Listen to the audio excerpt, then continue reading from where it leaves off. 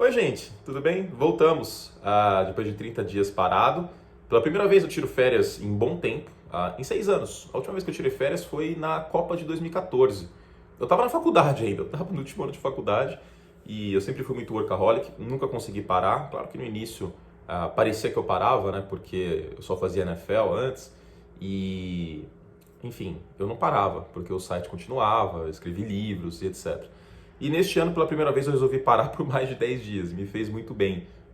Tô com muita vontade de produzir conteúdo, tô morrendo de saudade de conversar com vocês. E vamos lá então, né? Antes de mais nada, like no vídeo se você gosta do meu conteúdo e também se inscreva no canal e ative o sininho, porque aí o YouTube te avisa quando tem conteúdo novo. Tem live de Madden essa semana, tá bom?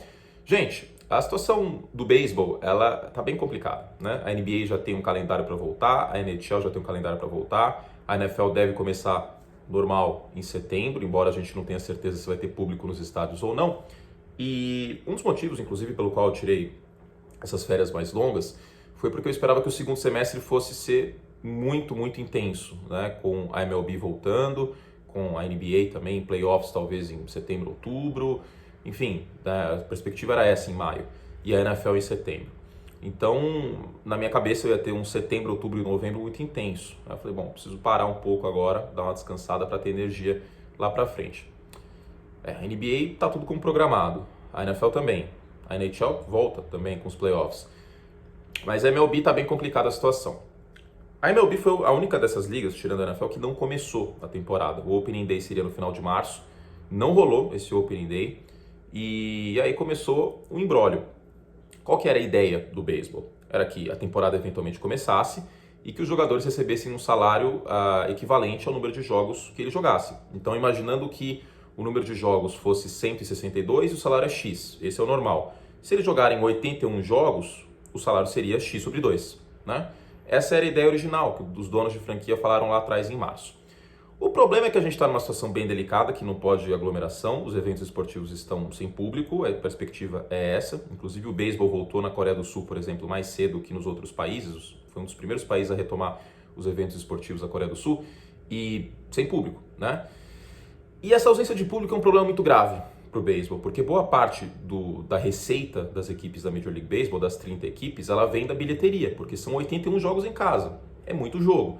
Embora nem todos os jogos lotem, aliás, longe disso, mas é muito jogo. 81 jogos com, sei lá, 5, 10 mil pessoas, façam as contas, né? Então, é um baque para as franquias. Em meio a isso, o que aconteceu? Problema, basicamente, treta, né? Entre sindicatos de jogadores e os times, porque com uma receita potencialmente menor, e também não se sabe como vai ficar a questão de televisão, de anúncios, etc. E os contratos regionais do beisebol são a base do dinheiro que as franquias têm, e com menos jogos isso vai ser comprometido também, a coisa ficou bem complicada. Por quê? Os times chegaram e falaram, os donos de franquia, olha, lembra aquele negócio de 100% do dinheiro garantido em proporção ao número de jogos?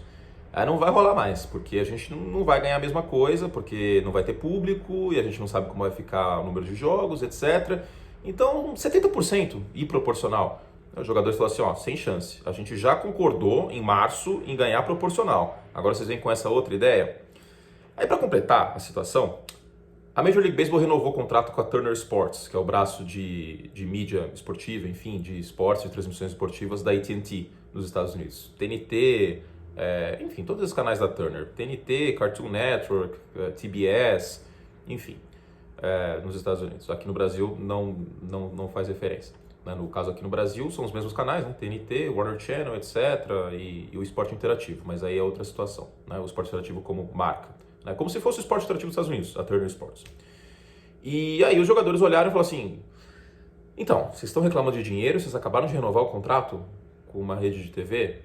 Tá meio esquisito isso aí, né? E aí, obviamente, os jogadores bateram o pé e falaram assim, ó, vocês combinaram em março com a gente, montem um calendário, falem quando e como a gente vai jogar, que a gente vai jogar. Mas com o que vocês falaram em março, que era 100% do dinheiro garantido em proporção a partidas que os jogadores estivessem. Os donos estão batendo o pé, já propuseram 70%, que virava 80%, e aí a temporada, uma proposta de 70 jogos, já virou 50 jogos, e isso tudo culminou ontem no Sports Center especial dos comissários, que o Rob Manfred, comissário da Major League Baseball, ele não parecia muito confiante sequer que vai ter temporada.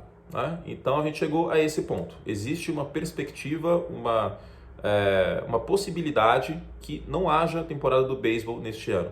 E existe histórico para que essa quebra de confiança, esses conflitos entre sindicato de jogadores e times e donos de franquias detone uma temporada. Em 94 a temporada não acabou. Não teve o World Series por conta de uma greve, né? Isso é até retratado em parte no documentário do Michael Jordan, né? no negócio do Michael Jordan, do Netflix, que fala basicamente um pouco sobre isso e como o Jordan não queria furar o piquete e virar um jogador substituto no Major League Baseball, e também por conta disso ele voltou para a NBA. Então, existe histórico. Né? Em 2002 houve uma ameaça de greve também. Só que os jogadores que estão agora, eles não lembram desse histórico. E ano que vem vai ter acordo trabalhista de novo. Então a situação está muito, muito complicada. O Rob Manfred chegou a dizer para o Mike Greenberg, que é um apresentador da ESPN americana, que ele não está confiante. Né? Ele não está confiante. Então eu, sinceramente, eu estou cada vez menos confiante que a gente tem uma temporada do beisebol neste ano. Porque as datas-chave elas estão passando. Né? No mundo ideal, o beisebol começaria em 4 de julho. Já não vai mais rolar.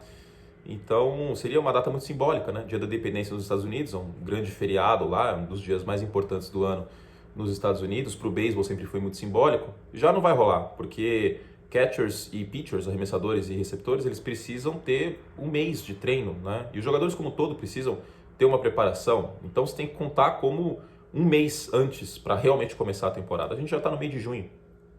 Está no meio de junho. A temporada seria o quê? Agosto, setembro, metade de outubro? Daria para jogar o quê? 50, 60 jogos? A temporada de 2020 já está bem comprometida. E se não bastasse todos os problemas na saúde mundial, a gente tem esse problema de dinheiro. O beisebol não voltou ainda por conta de saúde. O beisebol não voltou ainda por conta de dinheiro, por conta dessa briga entre jogadores e times. Alguém vai ter que ceder. Porque se ninguém ceder, quem se prejudica é o beisebol. E o beisebol está tomando pancada ano após ano nos Estados Unidos. As crianças, a geração Z, que vem depois dos millennials, aliás, os millennials também, estão assistindo cada vez menos beisebol. Geração Z, idem. O futebol da bola redonda está crescendo nos Estados Unidos. A NBA já passou o beisebol em popularidade já há algum tempo. A NFL se mantém estável como o esporte mais popular nos Estados Unidos. Enquanto isso, o beisebol toma pancada após pancada. Então a situação é muito preocupante. Os jogadores estão certos em quererem, na minha concepção, 100% do dinheiro garantido em função de quantos jogos eles jogarem. Na minha concepção, na minha humilde opinião, e se você tiver uma opinião diferente, tudo bem, acho que não tem resposta certa aqui, os donos vão ter que ceder um pouquinho. Porque senão, no médio e no longo prazo, quem perde são eles. Mas acima de tudo, quem perde é o beisebol. Se você gostou do conteúdo, se você quer ver mais sobre esportes americanos, não se esqueça de se inscrever no canal. Obrigado a todos vocês pela companhia e tenham um ótimo dia.